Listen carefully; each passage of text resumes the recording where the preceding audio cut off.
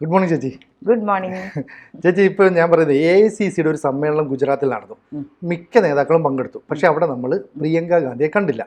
അതിനു മുമ്പ് വഖഫ് നിയമ ഭേദഗതി ബില്ലുമായി ബന്ധപ്പെട്ട് ലോക്സഭയിൽ കോൺഗ്രസ് നേതാക്കൾ വിപ്പൊക്കെ കൊടുത്തിരുന്നു. അവിടെയും പ്രിയങ്കയെ കണ്ടില്ല.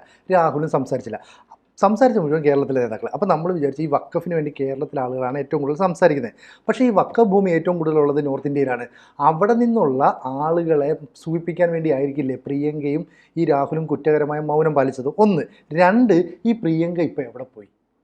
പ്രിയങ്ക അറിഞ്ഞില്ലേ? ഏറ്റവും അടുത്ത ബന്ധുവിന്റെ ഓപ്പറേഷൻ നടക്കുന്നു. അവരാണ് ചെയ്യുന്നത് കേട്ടോ. ഓപ്പറേഷൻ നടക്കുമ്പോൾ അവരുണ്ടാവണല്ലോ. ഞാനൊരു ഡോക്ടറുടെ മകളാണ്. ഓപ്പറേഷനും ബൈസ്റ്റാൻഡറായിട്ട് എന്താ ബന്ധം എന്ന് നമുക്കറിയാം. അവിടെയായിരുന്നു. അവര് അറിഞ്ഞില്ല, ഇതൊന്നും അറിയുന്നില്ല, പേപ്പർ വായിക്കുന്നില്ലേ?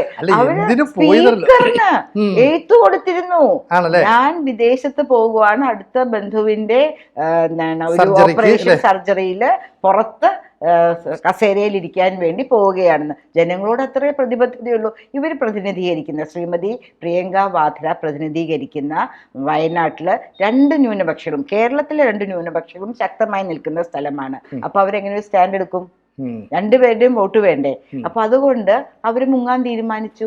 ഏതെങ്കിലും നട്ടുള്ള നേതാവാണെങ്കിൽ, ഇപ്പൊ അവരുടെ ചേട്ടൻ ആദ്യം വയനാട് പ്രതിനിധിച്ചു, ഇപ്പൊ ഉത്തരേന്ത്യയിലെ MP ആണ്, അമേഠിയില്. അത് പറഞ്ഞു വന്നപ്പോഴൊരു രസം. ഇവര് പറയും ഞങ്ങളുടെ കുടുംബ സ്വത്താണ് അമേഠിന്ന്. ആണോ? റായ്ബറേലി എന്നല്ലേ ശ്രീമതി ഇന്ദിര ഫിറോസ് ഗണ്ഡി ജയിച്ചിരുന്നത്? അപ്പോ എങ്ങനെയാണ് കുടുംബ സ്വത്താകുന്നത്? ഇവര് ഒരു കള്ളം 100 പ്രാവശ്യം പറഞ്ഞാൽ സത്യമാകുമെന്ന് ജനങ്ങൾ വിശ്വസിക്കുന്ന അവസ്ഥയിലാണ് അമേഠി ഗണ്ഡി ഫാമിലിയുടേതാണെന്ന് ഇവർ മാറ്റിയെടുത്തിരിക്കുന്നത്. അപ്പൊ ശ്രീ രാഹുൽ എന്താ ചെയ്യേണ്ടത്? എഴുന്നേറ്റ് നിന്ന്, പ്രതിപക്ഷ നേതാവാണ്, പ്രതിപക്ഷ നേതാവെന്ന് സ്ഥാനം വഹിക്കുന്ന ഒരു യുവ നേതാവ്, ഇന്ത്യയുടെ പ്രധാനമന്ത്രി എന്ന് ഈ കോൺഗ്രസ്സുകാർ ഉയർത്തിക്കാട്ടുന്ന വ്യക്തി എഴുന്നേറ്റ് നിന്ന് സഭയുടെയും ലോകത്തിൻ്റെയും ശ്രദ്ധ ആകർഷിക്കുന്നത് പോലെ സംസാരിക്കുകയാണോ? ഇങ്ങനെ ഇരിക്കുക, ഇങ്ങനെ നോക്കുക, ഇങ്ങനെ നോക്കുക. ഈ വഖഫ് എന്ന് പറയുകയാണെങ്കിൽ കേരളത്തിലെ ആൾക്കാർക്ക് മാത്രമേ ഉള്ളൂ. ഇന്ത്യ മുന്നണി കേരളത്തിൽ ഒരുമിച്ച് നിൽക്കുന്ന സമയമാണ് ഈ വഖഫ് ബില്ല് വന്നപ്പോൾ എന്ന് പറയാം. നമ്മുടെ MP-മാർ ഇപ്പോൾ ഇവിടെ നടന്നല്ലോ, മധുരയിൽ നടന്ന പാർട്ടി കോൺഗ്രസ്സിൽ കേരളത്തിൽ മാത്രമേ CPM ഉള്ളൂ എന്ന് പറഞ്ഞു. ആ അവസ്ഥയാണ് കോൺഗ്രസിനും. കേരളത്തിൽ മാത്രമേ കോൺഗ്രസ് ഉള്ളൂ. 20 സീറ്റിൽ 19 അവർ ജയിച്ചിരിക്കുകയാണ്. അപ്പോൾ അവർ ശക്തം വാദിക്കുന്നു. പക്ഷേ അവരുടെയൊക്കെ നേതാവായ ശ്രീ രാജീവ് ഗണ്ഡി നമുക്ക് തന്നെ സംശയം തോന്നുന്ന നിശബ്ദത പാലിക്കുന്നു. ഇതിൽ ഒരൊറ്റ കാര്യമേ നമുക്ക് പറയാനുള്ളൂ, ഇവർക്ക് എല്ലാവരെയും വേണം.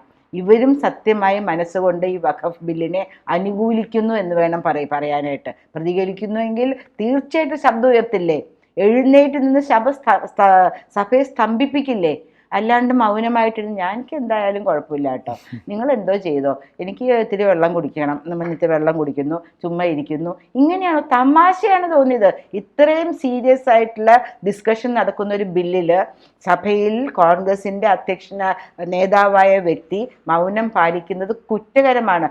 അതൊരാളെങ്കിലും അവരുടെ പാർട്ടി കോൺഗ്രസിൽ ചോദിച്ചോ? ധൈര്യം ഉണ്ടാവോ? അത് ഈ പറയുന്ന ഇന്ദിരാഗാന്ധിയുടെ കുടുംബക്കാർക്കെതിരെ ഒരു ശരി, ഇന്ദിരയുടെ കുടുംബത്തിനെതിരെ, ഇപ്പൊ സോണിയുടെ കുടുംബത്തിനെതിരെ എഴുന്നേറ്റ് നിന്ന് വിരൽ ചൂണ്ടാനോ ഒന്ന് എതിർത്ത് സംസാരിക്കാനോ പറ്റുമോ? ആകെ സംസാരിച്ച ആള് ശശി തരൂരിന്റെ അവസ്ഥ എന്താ ഇപ്പൊ? അതെ, അവിടെയില്ല ഇവിടെയില്ല, തൃശങ്കു സ്വർഗത്തിലാണ് അദ്ദേഹത്തിന്റെ നിൽപ്പ്, അല്ലേ? അപ്പോ അതാണ് കോൺഗ്രസ് ഇന്ന് പച്ച പിടിക്കാതിരിക്കാനുള്ള കാരണം. ഒരു കുടുംബത്തിലേക്ക് അവർ ചുരുങ്ങിയിരിക്കുന്നു. നമ്മൾ എപ്പോഴും പറയുന്നതാണ്, ധാരാളം യങ്സ്റ്റേഴ്സ് വന്നുകൊണ്ടിരിക്കുമ്പോൾ അതിൽ ഒരു പേര് താങ്കൾക്ക് ഓർമ്മയുണ്ടോ പറയാനായിട്ട്? താങ്കളുടെ മനസ്സിൽ തെളിഞ്ഞു വരുന്നുണ്ടോ? ഭാവി വാഗ്ദാനം. ഇപ്പൊ നമുക്ക് എത്ര പേരാ BJP-യിൽ? തേജസ്വി സൂര്യ മുതൽ യോഗി ആദിത്യനാഥ് മുതൽ എത്ര പേരുടെ പേര് വേണമെങ്കിലും നമുക്ക് പറയാം. കാരണം ഇതൊരു കുടുംബം നയിക്കുന്ന പാർട്ടിയല്ല. എങ്ങനെ ഇതൊരു കുടുംബം നയിക്കുന്ന പാർട്ടിയെ? കോൺഗ്രസിൽ നേതാക്കന്മാരില്ലാത്തത് കൊണ്ടാണോ? ഒരിക്കലുമല്ല. അല്ല, പക്ഷെ അവരെ മറച്ചു കളയുന്നു. ആ സൂര്യ തേജസ്സിനെ അവര് മറച്ചു കളയുന്നു, അമ്മയും മക്കളും ചേർന്നിട്ട്. പ്രിയങ്ക വാദ്രയുടെ കാര്യം എടുക്കൂ. അവര് ഇലക്ഷന് മുമ്പ് അവര് ലോക നേതാവാണെന്നാണ് പറയുന്നത്. അപ്പൊ അവർക്ക് കുറച്ച് സമയം വരാൻ പറ്റുള്ളൂ. വയനാട്ടിലെ ആൾക്കാർക്ക് മലയാളം സംസാരിക്കാത്ത ഒരാളെ കിട്ടാഞ്ഞിട്ടാണോ? ട്രാൻസ്ലേറ്ററെ വെച്ച്, അല്ലെങ്കിൽ അവരിപ്പോൾ ഇംഗ്ലീഷ് പഠിക്കണം, അല്ലെങ്കിൽ ഹിന്ദി പഠിക്കണം ഇവരുടെ MP-യോട് സംസാരിക്കാനായിട്ട്. എന്തിനാണ് പുറം രാജ്യങ്ങളിൽ നിന്ന് ഇവിടെ ഇത്രയും അധികം ജനസംഖ്യയുള്ള കേരളത്തിൽ പുറത്തു നിന്ന് ഒരാളെ കൊണ്ടുവന്ന് നിർത്തി ലോകസഭയിലേക്ക് അയക്കുമ്പോൾ അവരുടെ മനസ്സിൽ തോന്നലുണ്ട്, ഒരു നേതാവാണ്. AICC ജനറൽ സെക്രട്ടറിയാണ്. ഞങ്ങളുടെ ആവശ്യങ്ങൾ കൃത്യമായി അവിടെ അവതരിപ്പിക്കുമെന്ന് തോന്നാം. ഇടയ്ക്കെങ്കിലും ഇവിടെ വരുമെന്നും ഞങ്ങളോട് സംവദിക്കുന്നു, ഞങ്ങളെ ചേർത്ത് പിടിക്കുമെന്ന് അവർക്ക് തോന്നിയിട്ടാവുമല്ലോ. പക്ഷെ അവർ നിരാശയിലാണ് സിനുജി, നിരാശയിലാണ്. എന്തിനും ഞങ്ങൾ ഇവർക്ക് വോട്ട് ചെയ്തു. വഖഫ് പോലത്തെ ഒരു ബില്ല് വരുമ്പോൾ അതൊരു ചരിത്രമാകാൻ പോവുകയാണ്. വിദേശ രാജ്യത്തേക്ക് ഏതോ ആളുടെ അടുത്ത ബന്ധു ആരാണെന്ന് പറഞ്ഞിട്ടില്ല. അടുത്ത ബന്ധുവിന് പേരില്ലേ? അവരുടെ അടുത്ത ബന്ധു എന്ന് പറയുന്നത് അമ്മയും ഭർത്താവിന്റെ വാതിരയുടെ ആരെങ്കിലും ആയിരിക്കും. ആ ബന്ധുവിന്റെ പേര് പോലും വെളിപ്പെടുത്താണ്ട് ഇത്ര ഒളിച്ച് തലയിൽ മുണ്ടിട്ട പോലെ അവർ ഒളിച്ചിരിക്കുന്ന എവിടെയാണ്?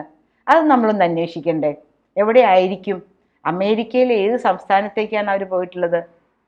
ഇതൊന്നും അന്വേഷിക്കാണ്ട് അത് നമ്മളെന്താ പറയുന്നത്, തൊണ്ട തൊഴാണ്ട് വിഴുങ്ങി എന്ന് പറയുകയാണെങ്കിൽ, ഈ എപ്പോഴും പറയുമല്ലോ അരി ആഹാരം കഴിക്കുന്ന കേരളത്തിലെ ജനങ്ങൾ അത് വിശ്വസിക്കില്ല. ഞങ്ങൾ വിശ്വസിച്ചിട്ടില്ല. പക്ഷെ ചേച്ചി, ഇത് ഈ കോൺഗ്രസിലെ നേതാക്കൾക്ക്, കോൺഗ്രസിലെ അണികൾക്കറിയാം. പക്ഷെ ആർക്കും ധൈര്യമില്ല പറയാൻ. കാരണം കോൺഗ്രസ് എന്ന് പറഞ്ഞാൽ ഞാനും എൻ്റെ ചേട്ടനും എൻ്റെ അമ്മയുമാണ് എന്ന് പ്രിയങ്ക ചിന്തിക്കുന്നിടത്ത് ഞാനും എൻ്റെ ആളും പിന്നെ 40 പേര് എന്ന് പറഞ്ഞാൽ അത്രേ ഉള്ളൂ. ഇപ്പൊ 40 പേര് KC വേണുഗോപാൽ ഉൾപ്പെടെയുള്ള കാർഗിൽ ഉൾപ്പെടെയുള്ളവരെല്ലാം പറയും ഈ 40 പേര് ഉൾപ്പെടുന്നുണ്ട്. അവര് പറയുന്ന പോലെ കാര്യങ്ങളുള്ളൂ.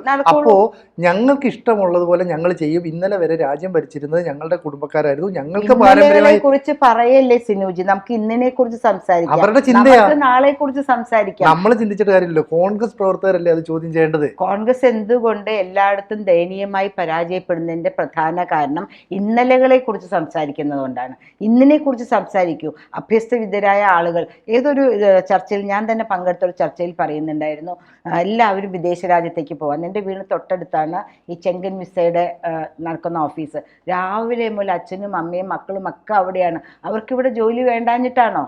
അവർക്ക് ആർക്കാണ് അവിടെ പോകുന്ന ആൾക്കാരെ, ഞാൻ പുറത്ത് പഠിച്ചിട്ടുള്ള ആളാണ്, ഇതുപോലെ സുഖകരമായ ജീവിതമല്ല അവിടെ. പക്ഷെ അവരെന്തുകൊണ്ട് പോകുന്നു? ഇവിടെ ഒരു ജോലി അവർക്ക് കൊടുക്കാനുണ്ടോ? ജോലി കൊടുക്കാനില്ലാത്ത ഒരു സംസ്ഥാനത്ത് താമസിച്ചിട്ട് അവരുടെ ഭാവി മുരടിപ്പിക്കാൻ അവർക്ക് ഇഷ്ടമല്ല. കോൺഗ്രസ് അല്ലേ ഭരിച്ചത് ഇത്രയും നാള്? കേരളത്തിന് പുറത്തേക്ക് ഇറങ്ങിയാൽ എന്തുകൊണ്ട് നമ്മുടെ കുട്ടിക്കാലം മുതലേ തന്നെ എല്ലാവരും മഹാരാഷ്ട്ര, ബോംബെക്ക്, കൽക്കട്ടയ്ക്ക്, പേർഷ്യ എന്നാ പറയാ പണ്ട് ഇതിന്, അങ്ങോട്ടേക്കാണ് ഇവിടുന്ന് പോയിക്കൊണ്ടിരുന്നത്. നമുക്കൊരു പ്രവാസ ജീവിതം പണ്ടേ ഉണ്ടായിരുന്നതാണ്. നമ്മളുടെ പോയിന്റിലേക്ക് തിരിച്ചു വരികയാണെങ്കിൽ പ്രിയങ്ക ഗാന്ധി ആവട്ടെ, രാജീവ് ഗാന്ധി ആവട്ടെ, അവർ കോൺഗ്രസിനെ തലപ്പത്തിരിക്കുന്നു എന്ന് പറയുന്നിടത്തോളം കാലം ഈ ഷിപ്പ് മുങ്ങിക്കൊണ്ടിരിക്കുകയാണ്. അത് രാഹുൽ ഗാന്ധി എന്ന് പറയുന്നത് യുവ പ്രധാനമന്ത്രി എന്നാണ് ഇപ്പോഴും വിശേഷിപ്പിക്കുന്നത്. 50 വയസ്സിന് മുകളിൽ. എന്താണ് സിനോജി, നമ്മളൊന്നും അങ്ങനെ പറയരുത്. മധ്യവയസ്കൻ 40-45 വയസ്സ് കഴിഞ്ഞാൽ യുവാവ് കഴിഞ്ഞു. നമ്മൾ പറയുന്നല്ലോ, അവര് പറഞ്ഞ് ഇപ്പോഴും പ്രതീക്ഷിച്ചുകൊണ്ടിരിക്കുന്നു. അങ്ങനെയാണെങ്കിൽ ഈ കോൺഗ്രസിന് വേണ്ടി നിലകൊള്ളാത്ത, കോൺഗ്രസിന് വേണ്ടി സംസാരിക്കാത്ത രാഹുൽ ഗാന്ധിയും പ്രിയങ്ക ഗാന്ധിയൊക്കെ എടുത്ത് കോൺഗ്രസിന് പുറത്തു കളയണ്ടേ? തീർച്ചയായും പുറത്തു കളയണം. പക്ഷെ അതിനുള്ള ചങ്കൂറ്റം, അതിനുള്ള നട്ടലിന്റെ ഉറപ്പ് കാണിക്കേണ്ടത് ഇവിടെ ഇരിക്കുന്ന നമ്മളല്ലല്ലോ. ഈ കോൺഗ്രസിന്റെ ഞാനും 40 പേരിലുമുള്ള അവരല്ലേ കാണിക്കേണ്ടത്. അവര് ഈ ഗാന്ധി ഫാമിലി അല്ലേ, ഗണ്ഡി ഫാമിലിയാണെന്ന് എല്ലാവർക്കും ഇപ്പോഴും അറിയാം. പ്രിയങ്ക എങ്ങനെ ഗാന്ധി ആകുന്നു? പ്രിയങ്ക ഏത് ഗാന്ധിയെ കല്യാണം കഴിച്ചു? വിവാഹം കഴിച്ചാൽ ഭർത്താവിന്റെ വീട്ടുപേരിൽ എടുക്കേണ്ടത് വാദ്രയല്ലേ? പിന്നെ ഇപ്പോഴും ആ ഗാന്ധി ലേബലിൽ ഒട്ടി നിൽക്കുന്നത് എന്തിനാ? സ്വന്തമായൊരു വ്യക്തിത്വം ഉണ്ടെങ്കിൽ. എനിക്ക് തനിച്ചൊരു വ്യക്തിത്വം ഉണ്ട്. ഇന്ദിരാഗാന്ധിയുടെ വളഞ്ഞ നാസികയും ഇന്ദിരാഗാന്ധിയുടെ ചുരുണ്ട തലമുടിയും ഇന്ദിരാഗാന്ധിയുടെ ആകാര സൗഷ്ഠവും ഒക്കെ ഉണ്ടെങ്കിൽ എന്തുകൊണ്ട് പ്രിയങ്ക വാദ്ര എന്ന് പറഞ്ഞ് ജനങ്ങളെ സമീപിക്കുന്നില്ല? എന്തിന് ഇല്ലാത്ത ഒരു ഗാന്ധി അപ്പൂപ്പന്റെ ഗണ്ഡി അപ്പൂപ്പന്റെ പേരും വെച്ചുകൊണ്ട് നടക്കുന്നു? ഇപ്പോൾ ഒരു ഗുണമുണ്ടായിട്ടോ സിനോജി, ഗാന്ധിജിയുടെ പൗത്രൻ പ്രത്യക്ഷപ്പെട്ടതുകൊണ്ട് ഇങ്ങനെ ഗാന്ധിജി കുടുംബം ഇപ്പോഴും ജീവിച്ചിരിപ്പുണ്ട് എന്ന ആൾക്കാർക്ക് മനസ്സിലായി ഇല്ലേ? അല്ലെങ്കിൽ ഇത്രയും നാളും ഈ ഗണ്ഡി കുടുംബമാണ് ഗാന്ധിയുടെ, അങ്ങനെ പലരും വിശ്വസിക്കുന്നുണ്ട് കേട്ടോ, അങ്ങനെ അനന്തരാവകാശികളായിട്ട് പോയിക്കൊണ്ടിരുന്നിരുന്നത്.